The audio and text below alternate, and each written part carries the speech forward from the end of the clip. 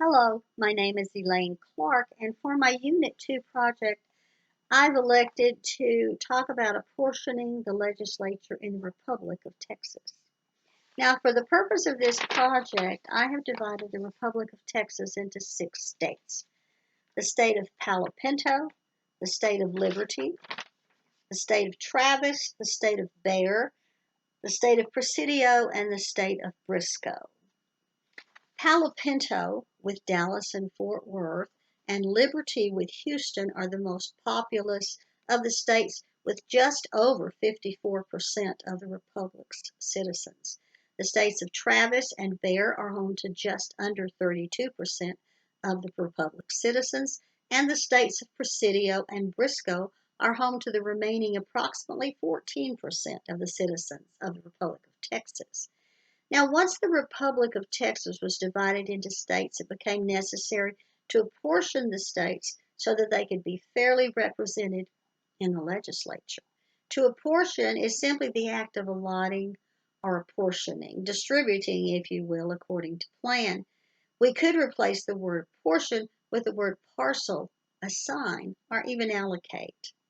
Now, I maintain the number of legislative seats at 150 as they had been when the Republic of Texas was a state in the Union. For the legislators to effectively represent their constituents, they must be extremely familiar with the needs, wants, and opinions of those constituents. Therefore, those states with the largest number of constituents are smaller in area than the states with the smaller number of constituents, so that the representatives may have easier access to these constituents. As instructed, I used the Hamilton, the Jefferson, and the Huntington Hill methods of apportionment, and interestingly enough, they all gave me the same results, of course. But I found the Hamilton method to be the easiest for me to use, and I found the Huntington Hill method using geometric means to be the most interesting. Now, the secessionist movement in the Lone Star State has a very long history.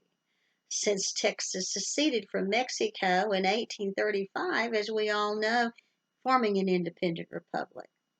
Poorly governed and with a struggling economy, Texas was annexed by the United States in 1845. However, the president was set, and the secession sentiment in Texas seems to be alive and well 175 years later. Texas again seceded when it seceded from the Union during the Civil War. The Civil War was called the War of Rebellion because it was fought principally over states' rights and the issue of whether states could unilaterally secede from the United States. Constitutionally speaking, the United States is considered a contractual union, meaning that a state may enter only upon agreement of both the state and the union together, and theoretically, they cannot sever political ties unless by agreement of both the state and the union.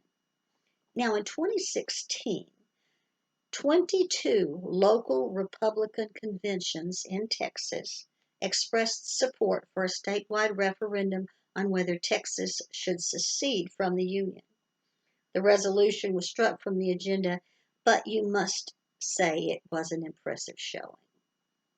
The United States itself was founded on secession, of course, and that being said, the United States, and indeed Texas, has a somewhat schizophrenic relationship with secession.